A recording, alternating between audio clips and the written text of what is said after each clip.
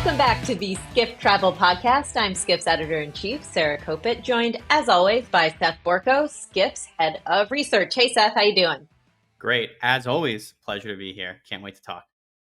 So it goes without saying that the topic of sustainability has been a pressing issue across practically every facet of humanity for quite a while now. And travel, with its size and impact, has figured prominently into this conversation. And while as an industry, we're still largely grappling with what exactly travel looks like when it's truly sustainable, a new related but distinct concept has started to emerge, and that's the idea of regenerative tourism.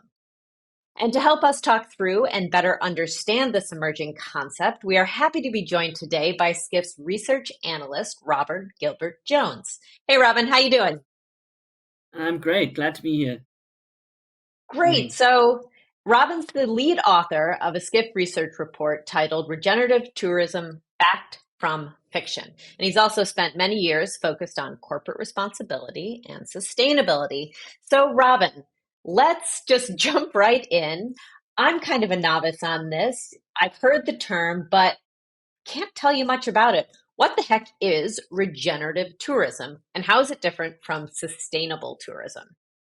Well, you're certainly not alone there. It's not always the most well understood or well defined concept, and it's pretty new. But the basic idea is to leverage tourism to leave destinations, communities, and the environment better off than they would have been without tourism. So, in short, you're trying to maximize positive impacts as opposed to just minimizing harmful impacts. And it's kind of become attached to that whole post-COVID Build Back Better concept. So, taking a leap forward from sustainable tourism, or certainly advocates of regenerative tourism see it as taking a leap forward from sustainable tourism. So it certainly sees itself as something new and revolutionary and distinct from what we would traditionally call sustainable tourism. There are some other distinct aspects of it as well. So it tends to emphasize not just newness and innovation, but rediscovery of traditional wisdom. So if you look at destinations in, for example, Australasia and Latin America, it incorporates aspects of indigenous traditions and spirituality. And it also generally has a very strong community focus and emphasizes, culturally immersive experiences and volunteerism for travelers. So it kind of makes them more participants as opposed to just tourists. So it's kind of like a little more holistic. Like sustainable tourism is very science-based, and maybe this is a more holistic approach. Yeah, you could definitely say that. It depending on who you speak to, it's purportedly science-based as well. But yeah, it encompasses a broader range, and it's different in scope. So I guess, it sounds great, right? Like it's almost like sustainability plus. It's got all these great things. There's still science. You're incorporating all this other stuff. And yet, I think that this is kind of maybe a controversial term. I think it gets, if not pushback, it gets a lot of people rolling their eyes sometimes, if we're being honest, in some rooms. Accusations of being a little bit too woo-woo, maybe? Yeah, that's right. So, it sounds... the technical term of being too woo-woo, there is a bit of controversy around this idea. So maybe, Robin, talk us about, why is there some controversy, some pushback around this idea that sounds great on paper? Yeah. Well, there's definitely a bit of woo-woo fatigue, but that's not the only thing. There are some issues to consider. So first thing, as I mentioned, it tends to describe itself as being distinct from sustainable tourism, or even more sophisticated or a more advanced form of it. In that it seeks to maximize positive impacts of tourism rather than just mitigating the negative harm. But this can be a little bit unfair to sustainable tourism. And we actually interviewed a number of sustainable tourism experts, and this came up more than once. The objection was that, hang on a minute, sustainable tourism had always intended to improve destinations and maximize positive impact rather than just mitigate damage. So by saying that, you're kind of implying that sustainable tourism is kind of a fatalistic thing where you're just trying to minimize harm and tourism is inherently harmful. So in order to claim that it represents something distinct and new, regenerative tourism has a tendency to, kind of make a straw man out of sustainable tourism, throw it under the bus a little bit, and people don't like that. would you say that there's like a bit of a turf war almost, like people who built their career in sustainability are like, wait a second, I want like we're the green people. Is that kind of what's going on? Yeah, who are these interlopers? Yeah, I mean, it's there is a little bit of that, and I think a lot of these guys have been really in the trenches with sustainable tourism for years, so I can understand a bit of resistance on their part to this new kid on the block coming along and claiming that it's superior. And I mean that speaks to another objection, which is that the idea that regenerative tourism is this new concept. It's certainly a newish term, but if you actually look at the practice of it, so oftentimes it's about repurposing previously unproductive or environmentally degraded sites for tourism, and rejuvenating. And this has been going on for decades. I mean, one of the better known examples is the Eden project in the UK, which was built on a former clay pit.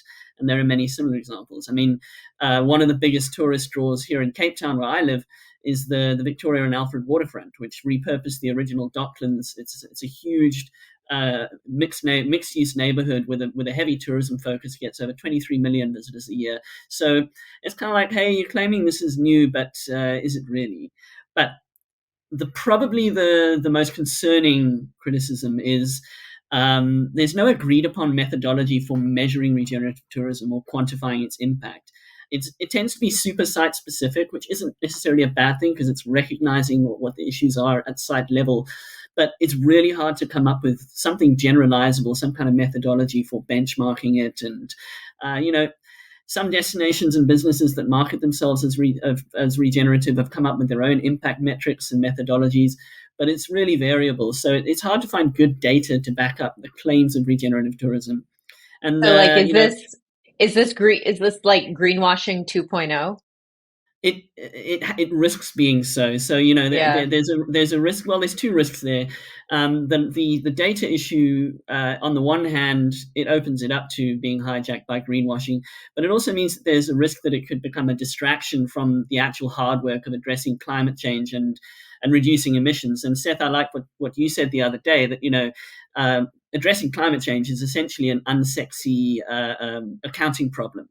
Whereas, something like regenerative tourism, it's the optics of it are great, and it could be a little distracting.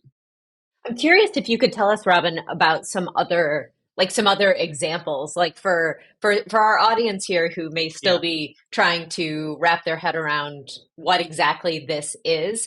Do you have any other kind of tangible things that maybe listeners might be like, oh yeah, okay, I get it now. Yeah, I mean, there's some interesting stuff being done, and I don't want to disregard the term. It's very it's a broad church. It's very variable, and as I said, it's quite site specific. But one example is New Zealand have been really hot on regenerative tourism. I mentioned that concept of making tourists participants, and they have this concept of temporary localhood. So visitors to New Zealand are asked to sign what's called the Tiaki Promise, and it's basically a pledge to almost becoming a temporary New Zealander and promising to care for the land. So at the sub-destination level, you've got somewhere like Bay of Plenty. It's become very well recognized for this. They've done some really innovative work, and they've adopted something called the seventh generation principle.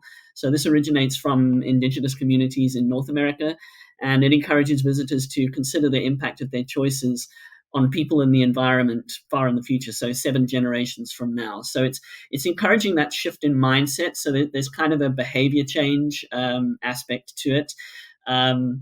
Another one, I mean, sticking in the Robin, wait, region. on this Bay of Plenty example though, do you know how in terms of like science-based talk? See, this is I think one of the conversations that's interesting is that there's these amazing callbacks and incorporations of these indigenous traditions and trying to make people more of a local and more respectful of the place. But do we know if Bay of Plenty is like, do they measure carbon? Like the fact-based stuff of the carbon emissions, CO2, greenhouse gases, from that angle, that's the more traditional sustainable angle. How important is that to something? Do you know if that's important to Bay of Plenty? I mean, it's still important. I mean, if you read their sustainability reports, it's the short answer is they're not chucking out the importance of emissions measurement and things in favor of regenerative. So the two coexist. I'm listing the more kind of specifically regenerative aspects of it, particularly the sort of indigenous and community aspects of it. But yeah, it does coexist with a focus on climate and the environment. And at the risk of being a little too whatever, like, are there some projects that you think of that are calling themselves regenerative that maybe don't have as much of a science-based foundation? Yeah, I mean, like I said, it's super variable, and sometimes it's more of a kind of identity than a method. In fact, you can't really call it a methodology because it sort of markets itself as a movement. So really, if a destination calls itself regenerative, it doesn't mean that they're not using science-based targets and that they don't have a rigorous approach, but it kind of doesn't say much about whether they do or they don't. I've I've learned in my 48 years to be suspicious of anything that calls themselves a movement. Yeah, I, I I think that's like the like woo-woo really. fatigue there. Yeah, the woo-woo fatigue. Yeah, I love that. I think we should like trademark that or something. Trademark that. Well, Yeah. one of the things I know you've done a lot of research in is the consumer side of this, Robin. And so, like, we're coining this term, we're going with it. What does woo woo fatigue with sustainable tourism, regenerative tourism? What does it mean from a consumer side? Like, how does it impact like what consumers think about travel? Hmm. Well, I mean, our data does point to the fact that consumers are hungry for more sustainable options, and they believe it's important for businesses to act sustainably. Um, uh, you can ask consumers about regenerative, but at the consumer level, it's not very well understood. So we have to kind of refer to sustainability. But I mean, you're seeing a generational shift as well. So we've also found that Gen Z and millennial travelers are particularly engaged on sustainability and ecological issues, and they're very motivated in their travel decisions by a desire to connect with nature. So both regenerative and sustainable travel do fit nicely in there, and they also show concern about tourism's potential negative impact on local communities and cultural heritage, and that's a big focus for regenerative. So again, it does tessellate quite well there, but also consumers have also shown a willingness, or at least profess a willingness to take personal action towards sustainable choices, even if it inconveniences them or costs them more. But crucially, it's important to note this doesn't always translate into action. So that there's what we call the say-do gap, where traveler preferences don't necessarily match their behavior.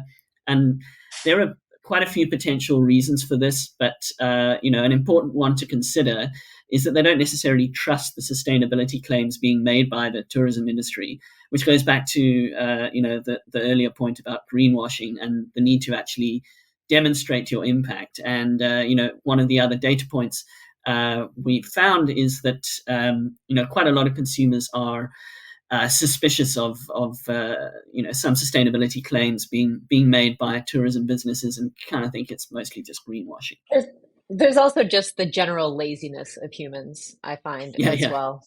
You know. Never So underestimate that factor. yeah, never yeah. underestimate. So Robin, Seth, let's take a break there and hear a little bit from our sponsors, and then we'll come back on the other side.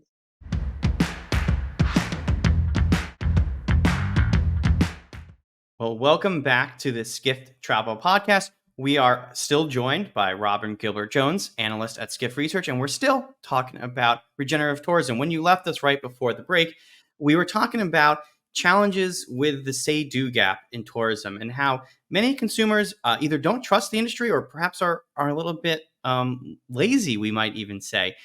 It reminds me of a story I heard. I was at dinner the other week and I overheard some Gen Zs, far cooler than me, obviously, at dinner next to me. And they were talking about their travel plans and they were talking about sustainability. This is a 100% true story, not made up for the podcast.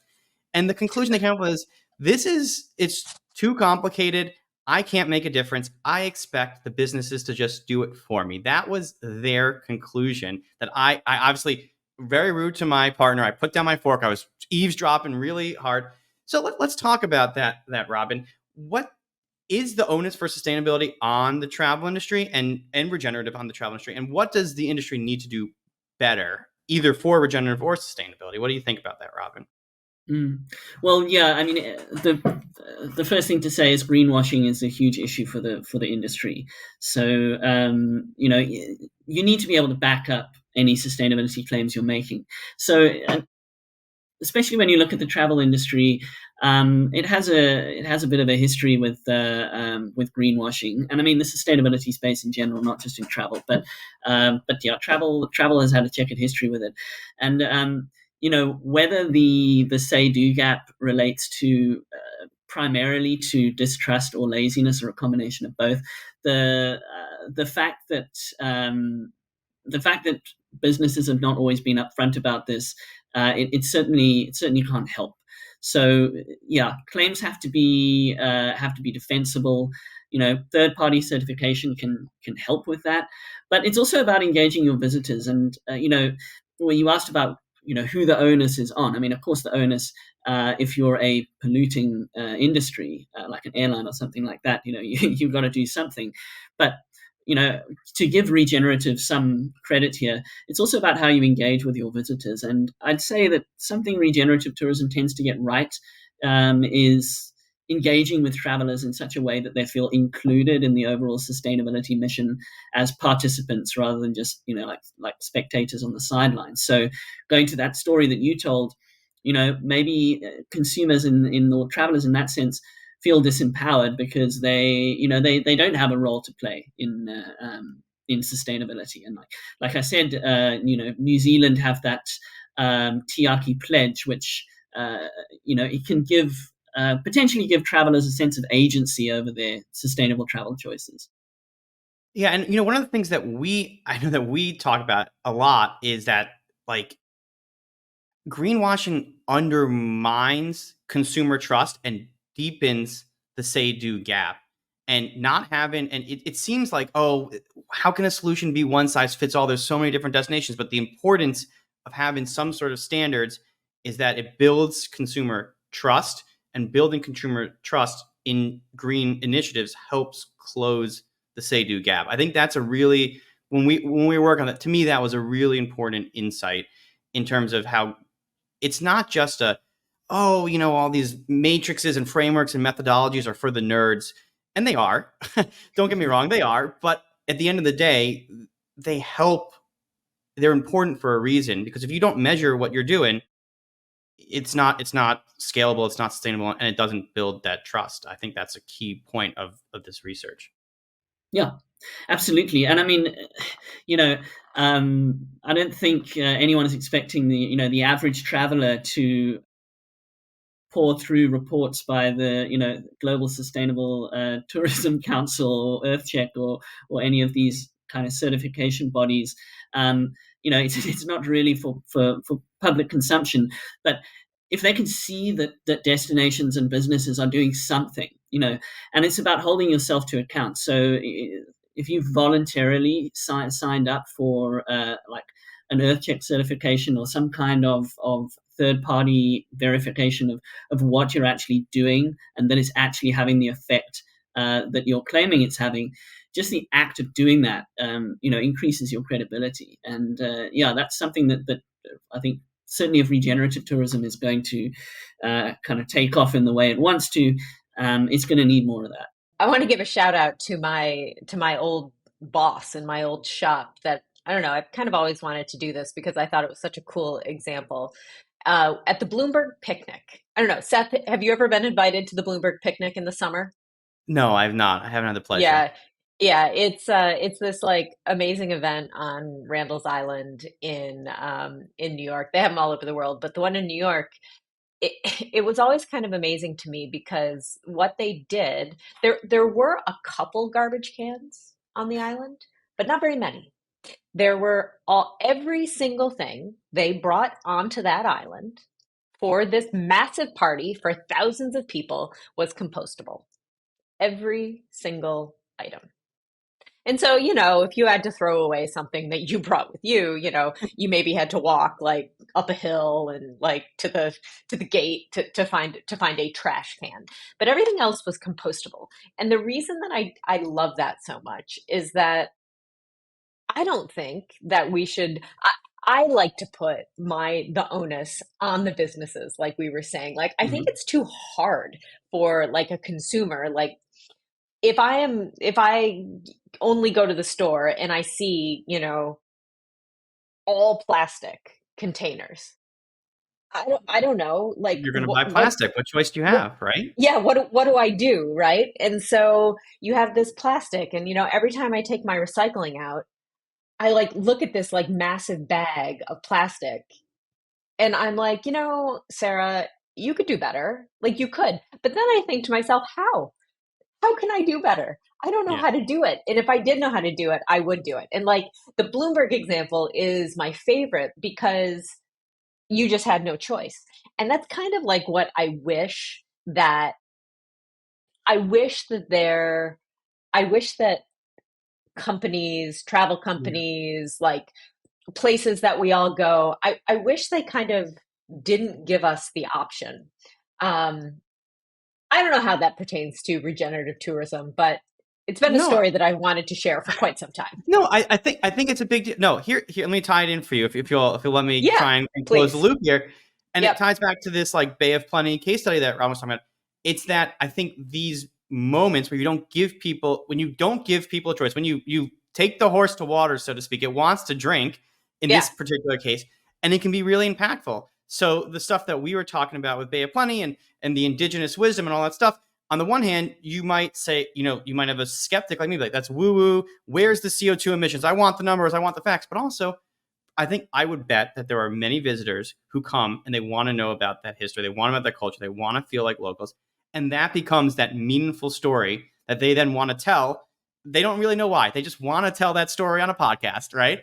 Yeah. And that's the kind of thing that these destinations want. So I think it's, if I can maybe thread some loops here, Please. I think it Yes. speaks to how it almost loops in with experiential travel, how sustainability done well can become an experience and a story and immersive in a really meaningful way to consumers, but usually not in a Yeah. cheap way. Usually not in a cheap Right. way. Bloomberg has plenty of No. money to spend. Exactly. Uh, and Exactly. that comes back to the credibility. Do I trust that if you're going to take me on this great experience and I'm going to pay for it, that it's Yeah. going to be worth it? I think that's a Yeah. big piece of it. So, Robin, what is the verdict? Like, let's get down to brass tacks. Should we embrace regenerative tourism as like the path forward? We're all in the travel biz. Like, is this the holy grail? Or is it just a buzzword that kind of sells consulting contracts and is generally just a distraction from traditional sustainability? What do you think? Well, it's early days, and it's still being defined. It's still taking shape. So, and picking up on what you were saying there about the role of the travel consumer. I think this is where regenerative tourism can and sometimes does potentially get some stuff right. Like, travelers don't like being constantly told how harmful their travel is, and so if you can leverage travel to have a positive impact, that's empowering for travelers. And also, if you can bring them into the fold of the sustainability journey, as it were, that's also empowering. And as Seth mentioned, that can be part of the experience. So that all kind of fits, under the auspices of regenerative tourism, and in cases where it's being done well, it's a good thing. But like I said, we've got to tread a little bit carefully. The sustainability space has a bit of a tricky history with trendy buzzwords, so no wonder people kind of roll their eyes, right? Because these can get very easily hijacked as a greenwashing tool. And once again, best way to avoid that is actually tackling the data issue. I think as well, it's important to make the point that regenerative and sustainable tourism can coexist. They overlap a lot. I think they overlap more than a lot of the regenerative tourism enthusiasts would like to admit. They kind of like to think it's something completely different. But the most important thing, to go back to my point up top, as long as it's being done credibly, with integrity, and in a science-based way, and most importantly, that it doesn't become this shiny new distraction from the actual nitty-gritty work of tackling climate change, then go for it. It's all to the good. But yeah, we just gotta tread carefully. All right. Well, Robin, thank you so much for joining us today. That was awesome. I now can go out with confidence and talk to all of my friends about regenerative tourism and feel impressive and knowledgeable while doing so. So we asked you for your questions and we got some and you answered. So if you want to send us a question, do so at podcast@skift.com. But we're going to go into a couple right now. You ready, Seth? Yeah. Let's And do Robin? it. Yeah, let's talk. Okay. Question number 1. Can you explain to me what the term over tourism means? So we were just talking about buzzwords. Over tourism is a bit of a new one. Who wants to take this one first? What's over tourism? Seth, I think this one's for you. Yeah. I think it so ties into this conversation we've been having today. Over tourism, it's a word that Skift really helped coin, actually. That's a fun little history of our publication. It's the idea of too many tourists, not enough locals, really. It's when you lose that kind of magical experience when you go to Rome to have that magical moment and you spend 5, 6, 7 hours waiting online to get into the Vatican Museum. And it's when a local in Barcelona wants to rent an apartment and they can't because it's all been Airbnb'd out. So over tourism is my mom always likes to say everything in moderation. And too little tourism is bad, and over tourism is the opposite end of that. As we've developed as an industry, there was a time when it was hard to travel. It was hard to market tourism when all you focused on was getting tourism. And now we're at the world where travel is so easy and so seamless for so many people. The question, over tourism is a real thing. And the question becomes not how do I get tourists? The question becomes how do I get the right tourists? And how do I get the right mix of tourists for my destination? And it ties into many of these regenerative conversations about this idea of like temporary localhood. How do you get people to respect the destination? When you have so many millions of tourists, inevitably some of them are going to be rude, disrespectful, offensive. How do you get people to respect it? And it's not easy to solve. And it's not easy to solve at all. It's interesting. I actually had the privilege of meeting with the French tourism minister a couple of weeks ago, and I asked her if Paris or France still has a problem with over tourism, and she rejected my premise. She said we don't. There is no over tourism. All tourists are good. For the Olympics, that's certainly the case. I think that there are some cities and localities that might disagree, but yeah. Hey, France, perhaps France is the largest tourist destination in the world for a reason. It takes that kind of hustle to get there. Yeah, exactly. All right, so next question. I don't know the answer to this one. What is the value of having destination guides on an OTA? This is a niche one. Yeah. So OTA, online travel agency. Yep. We assume everyone knows the jargon, but let's not. Yep. So that's the Expedias, the Bookings, even the Airbnbs of the world. I think this is a very niche. Sometimes you get niche questions, but hey, we're a niche podcast. Sometimes you get niche questions. I think this one has to do with the billboard effect, which is what there's some OTA, Expedia PR flack who's really excited that we're mentioning this. This is the OTA marketing coup de grace, where they say that, look, the importance of having OTA search engines and meta search engines in the ecosystem goes beyond just driving direct traffic to your site or to your platform or to whatever. It's about this so-called billboard effect, which is that people start their searches in multiple places. The average traveler will do 40, 50 searches before they even come and decide to book. One of those searches is likely to be on Expedia.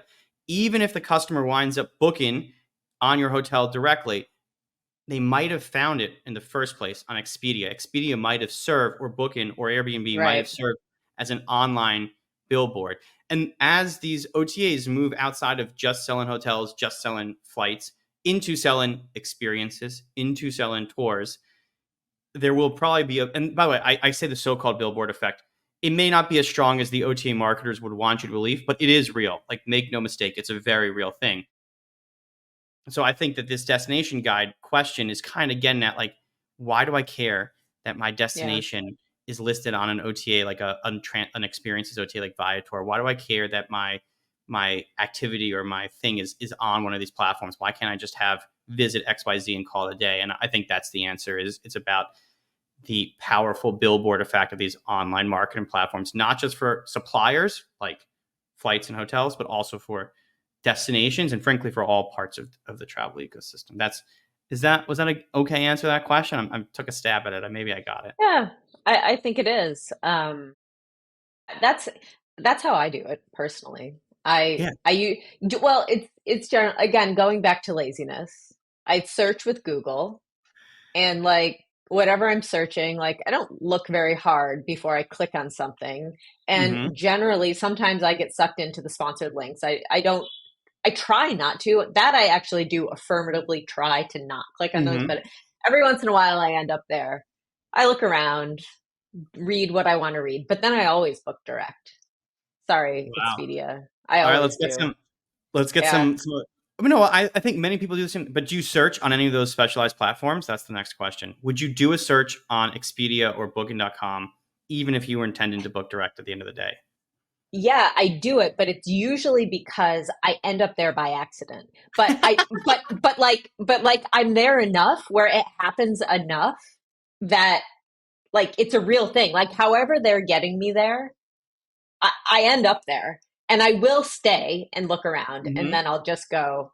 I've been burned too many times not to book direct At personally. the risk of one seeming like a shill and two insulting someone, I sometimes book on Booking.com almost by accident. Sometimes I'm searching there, I'm Yeah. like, I'm not a moron, I'm gonna book directly. And then it's just so you ever had that It's just I so have this easy. just Yeah. so It's just easy. like, you know what? I'll just do it this You way. know what? I'm I'm here. just gonna do it. Yeah. And I Yeah. sometimes I'm worried, and sometimes I'm like, if it's a hotel in in Dallas, and a Marriott in Dallas, whatever, it's like so easy. I know there's nothing gonna go really wrong there. It's not like it's a I mean, maybe And we'll see. and I would say, we're pretty sophisticated travelers. Like if you can get us, you can get anyone. So Yeah. there you go. I don't know what that means, but that is where we're going to end our podcast today. So if you would like us to opine on your questions, please send them along. Again, podcasts@skift.com. And that's it. Robin, thank you very much for chatting with us today. Goodbye. Great. See you next week. See you next week, everyone.